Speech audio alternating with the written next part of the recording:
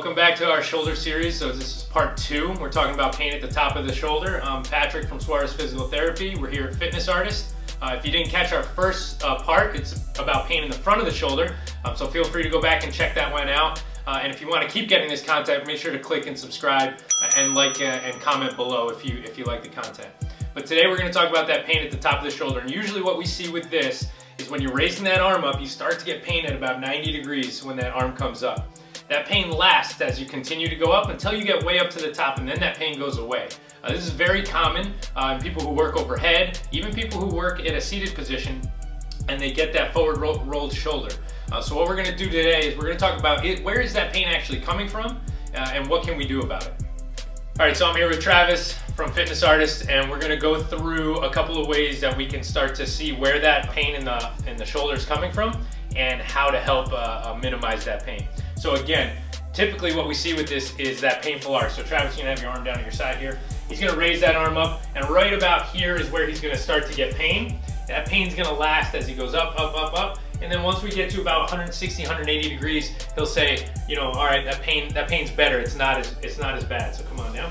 So what ends up happening here is your shoulder blade is not moving properly. So that bump at the tip of your shoulder is still part of your shoulder blade, and your rotator cuff tendons run underneath that. So as Travis is lifting his arm, as if his shoulder blade is not moving properly, those tendons get compressed under that bump, right? So what we need to do is we need to re-engage those shoulder blade muscles. We need to get that shoulder to pull back a little bit to create proper movement at that shoulder, so we're minimizing the pinch and the pain at the top of the shoulder.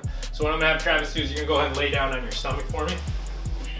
You're gonna have your arm hanging off the side. All right, good. Turn your head this way for me. So when you're doing this exercise, turning your head to the right, it actually reduces the tension in your upper trap in your neck a little bit. So that might be a little beneficial as you're going. So the first thing I'm gonna have Travis do is I'm gonna have him reach his arm out to the side. So if it's not painful, we're gonna have Travis reach his arm out to the side. And what you notice with Travis here is he doesn't clear the table very much. So come on back down. So he's really using his shoulder joint and just his shoulder joint to lift his arm. All right, and he's actually shaking a decent amount at the top there. So what I want Travis to do is you're gonna go ahead and lift up again, and you're gonna try and engage that shoulder blade. There you go. So you see that difference there? He's now engaging his shoulder blade. His shoulders come off the table, and now these muscles between his shoulder blades are firing and active, and you can actually see that he's shaking a little bit from there. So this is something Travis might need to work on. Good, come on back down. So if that one's painful or too difficult for you to do, what we're gonna do is we're gonna come back down this way. Right, and we're still doing the same thing. We're still trying to squeeze those shoulder blades together a little bit. There you go, to clear that. And we're just coming up to just above hip height as you see here. So those, go ahead and come back down. So those two exercises are really gonna help engage some of those shoulder blade muscles to help pull that shoulder blade back and reduce the amount of pinching that you're feeling up at the top of the shoulder. All right, so 2 more exercises that we can use to try and reduce that pain in the top of the shoulder. We're gonna show you here with Travis, and these 2 are really good if you are sitting at a desk for work. All you need is a nice, easy, light TheraBand or elastic band if you have a tube or anything like that you can stash at your desk. And the first one I'm gonna show you is called the W. And so Travis starts with his elbows by his side, palms up. He's gonna rotate out away from each hand, good. And those elbows can pop off the side a little bit. And what we're focusing on here is we're focusing on those shoulder blades coming together a little bit. And Travis is holding, and then he can come back in. So you can go out, hold for a second, and then come back in. Good, and then back in, and relax. So this is a good one to start getting those shoulder blade muscles engaged. It keeps you below shoulder height, so it shouldn't be too painful in the top of that shoulder. And then the next one we're gonna do is I'm actually gonna have Travis sit on that band. Before we jump into the next one, so when we're training our clients, they have a harder time squeezing those scaps. So they may have their shoulders rolled forward and try to engage and retract the scaps, but not be able to. Maybe what are some tips that you may give to a patient or a client to help them really engage? See that? Yeah. So one thing would be to sit up tall. So go show me that posture again that you were here, right? So the first thing I do, and I'm pretty big on tactile cues, I come in behind them and tell them to try and straighten up a little bit, right? So that will automatically open the front side of that shoulder there. And then the cue I'm trying to give them is to bring those shoulders together versus down.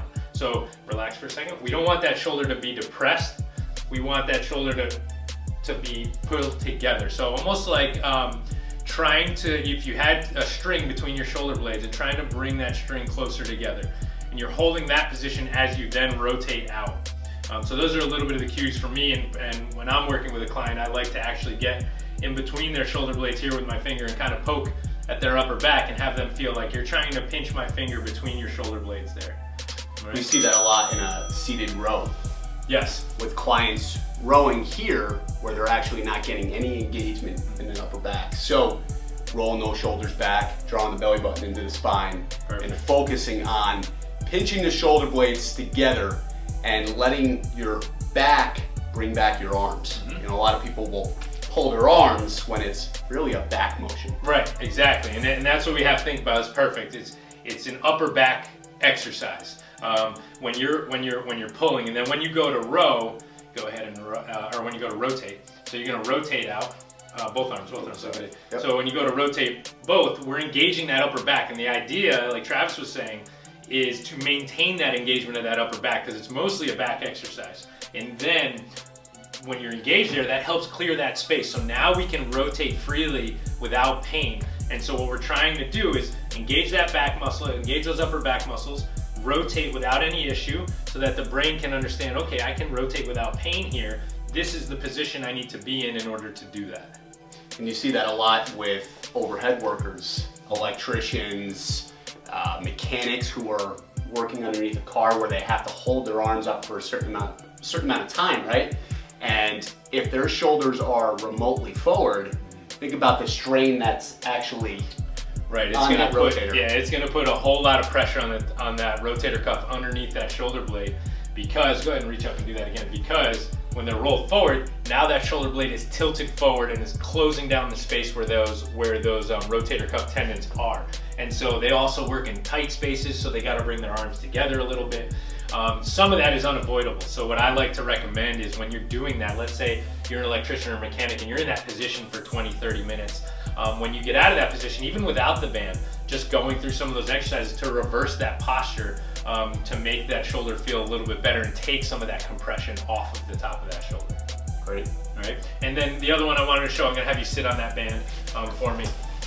So this is another one that we can work. So that last one, upper back focused. We're staying below the shoulder height in order to free up some space. Arms straight down by your side. So this one, we're going to do the same thing that Travis was just talking about. It's upper back focused. So we're engaging that upper back. We're going to maintain that, and then we're going to lift at a diagonal to shoulder height.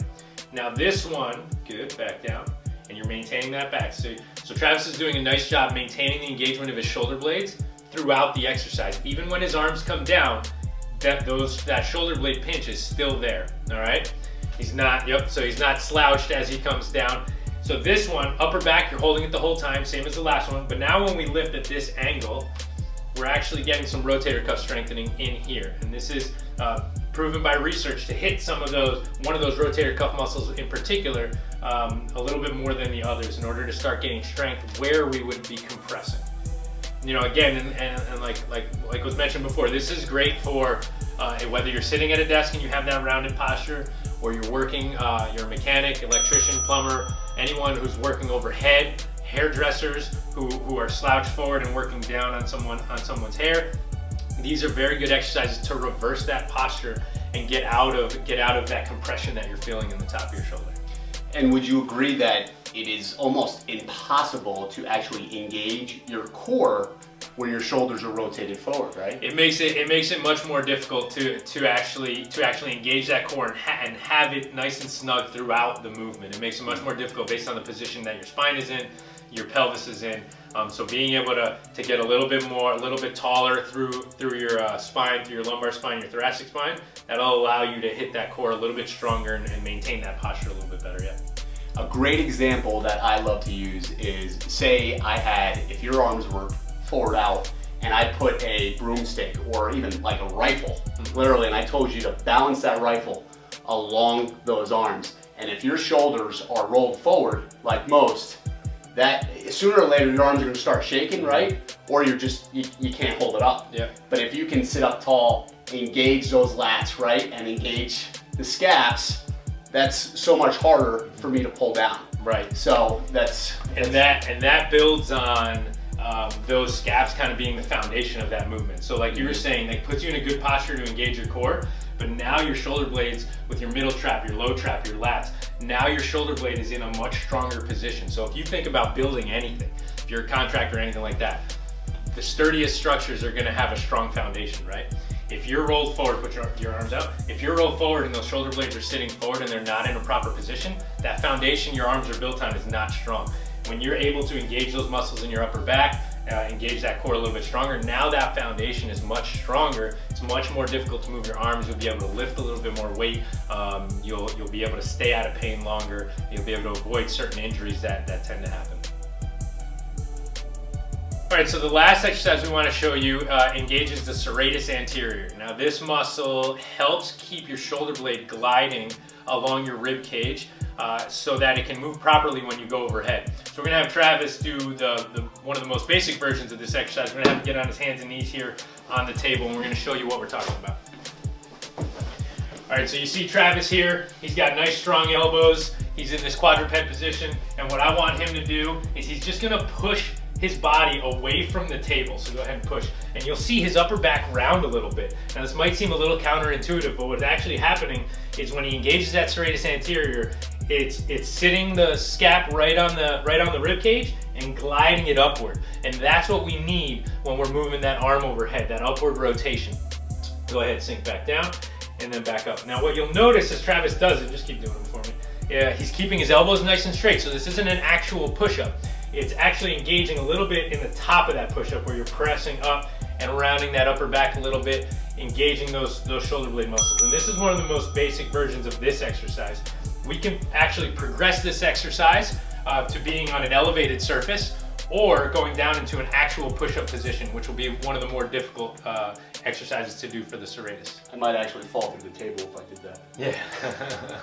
A lot of times we'll see clients in this position start bending those elbows. Yeah, that's probably the most common fault that I see is they want to engage their pecs, they want to engage their triceps in order to try and help this muscle work. And again, this is a foundational muscle for that scapula. So if it's not working properly, that foundation essentially has a crack in it, and you're going to alter the mechanics of your shoulder blade and potentially run into this pain in the top of your shoulder. So making sure those elbows stay nice and sturdy. They don't have to be locked. You can have a little bend in them, but that movement is coming mostly from the shoulders, right? Actually, it should all be coming from the shoulders so that we're building that strength up around that shoulder blade. What about the traps too? We'll see shoulders actually hunch on up, yep. Right? A lot of times. Yeah, so we want to, and that's going to be another cueing issue. And what we want to focus on is thinking about keeping that space between your ear and your shoulder. Try not to let that shoulder come up towards your ear as you're pressing through that shoulder. Good. And notice that Travis is doing a great job of keeping his head in the same position. So his head doesn't tilt forward as he comes up. It doesn't look up like as in what we might do in yoga or a cobra pose, or a cat cow. So his head stays nice and still, and we're just getting movement from that shoulder. Good. Cool. Give it a second. Yeah. Great, so those are a handful of exercises that you can start working on in order to try and reduce the pain at the top of your shoulder. Again, I would challenge you to say, where is that pain coming from? Is it actually an issue coming from the top of the shoulder, or is it the shoulder blade that isn't moving properly that is causing that pain? And for me, I think that's the most important thing to think about is your shoulder blade is the foundation of that shoulder moves on. If that shoulder blade is not moving properly, then it's going to translate to pain down the arm from the shoulder to the elbow or the wrist. Great, and there's been countless clients that we've seen that have shoulder injuries. You know, would you say that is the most common injury you see? I would say shoulder is one of the top 3 most common injuries that I see, and actually the pain in the top of your shoulder is probably the most common shoulder injury that I see. That impingement term, where I think it's coming more from the lack of ability of the shoulder blade, I would say is the most common issue that I see. And part of the reason for that is what you were touching on earlier is most of us have this posture, and this rounded forward posture in and of itself isn't terrible, but the fact that we can't move out of that posture is what gets us into trouble. All right, well, thanks for listening to part 2 of our shoulder series. Remember, part 1 talks about the pain in the front of the shoulder. If you didn't get to see that, check it out at the channel. And from a physical therapy standpoint, I think the most important part to take away from this part of the series is that the shoulder blade is the foundation of your shoulder. If you're not strong around that shoulder blade and you don't have great mechanics, you have a crack or a faulty foundation, that can lead to that pain at the top of the shoulder. Also, if you haven't yet subscribed to our channel, we did just hit 500 subscribers. So our content that we want to put out every single week is geared around injury prevention, strength training, and really some stuff that you can really kind of do on your own, right? Right, yeah, and that's the goal, is to give you the tools to be able to do some of these things on your own and do them correctly. So a lot of times it's just understanding the movement or understanding what the exercise is geared towards versus just going out and doing one. And having that little bit of understanding can make a big difference in reducing your chance of injury or pain. Awesome. So what's part 3?